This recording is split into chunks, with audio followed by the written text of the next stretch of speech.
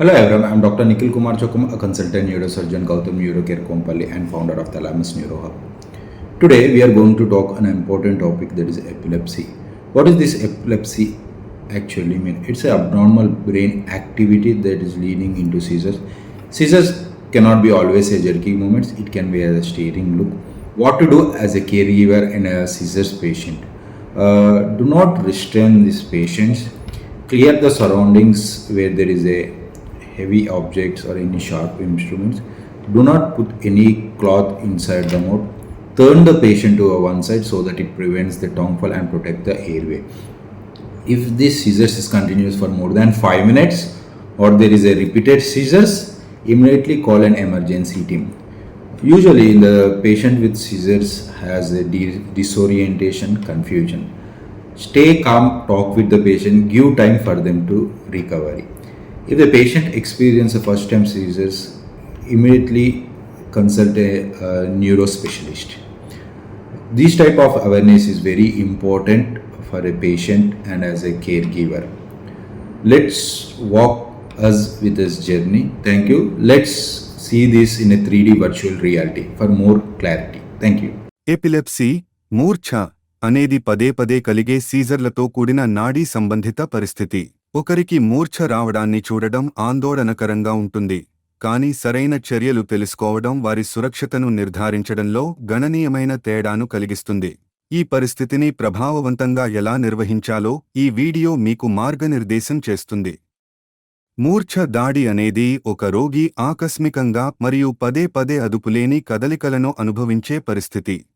ఇది మెదడులోని విద్యుత్ ఆటంకాల కారణంగా సంభవించింది. ఆ వ్యక్తిని గాయపడకుండా రక్షించడం మీ ప్రాధాన్యత. వారు కనుక నిలబడి లేదా కూర్చుని ఉంటే వారిని మెల్లగా నేలపైకి కదిలించండి. మూర్ఛ సమయంలో వారు బహుశా కుట్టుకునే ఏవైనా గట్టి లేదా పదునైన వస్తువులను ఆ ప్రాంతం నుండి తీసేయండి. వారు నేలపైన పడుకున్నాక వారి తల నేలను తాకకుండా రక్షించడానికి వారి తల కింద దిండు లేదా మడత పెట్టిన జాకెట్ వంటి మెత్తటి మరియు చదునైన దాన్ని ఉంచండి. మూర్ఛ పెరుగుతున్న కొద్దీ వీలైతే వ్యక్తిని మెల్లగా వారి పక్కకి తిప్పండి. ఇది వారి వాయుమార్గాలను స్పష్టంగా ఉంచడానికి సహాయపడుతుంది మరియు ఏదైనా లాలాజలం లేదా వాంతి సులభంగా కారడానికి తోడ్పడుతుంది. మూర్ఛ ఎంతసేపు వచ్చింది అన్నది గుర్తించడం ముఖ్యం. ఇది ఎప్పుడు మొదలవుతుంది మరియు ఎంతసేపు ఉంటుందో గమనించండి. మీరు సహాయం కోసం పిలవవలసి వస్తే వైద్య నిపుణులకు ఈ సమాచారం చాలా ముఖ్యమైనది. మూర్ఛ సమయంలో మీరు ఎప్పుడూ చేయకూడని కొన్ని ముఖ్యమైన పనులు ఉన్నాయి. ఆ వ్యక్తి నోటిలో ఏమీ పెట్టవద్దు. పాత నమ్మకాలకు విరుద్ధంగా ఇది వారి దంతాలు లేదా దవడకు గాయం కలిగిస్తుంది మరియు వారి వాయుమార్గానికి ఆటంకం కలిగించవచ్చు. అలాగే వారి కదలికలను అరికట్టడానికి ప్రయత్నించవద్దు.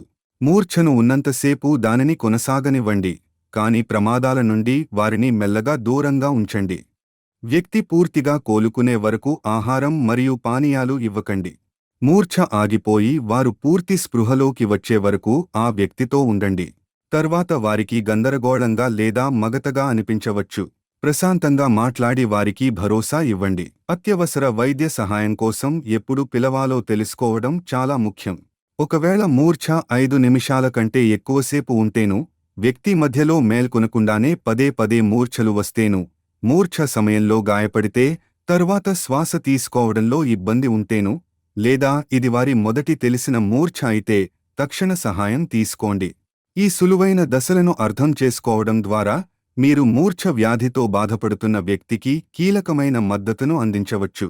అవగాహనతో ఉండండి మరియు మీ ప్రశాంతత మరియు అవగాహన పూర్వకమైన చర్యలు అసలైన తేడాను కలిగిస్తాయని గుర్తుంచుకోండి.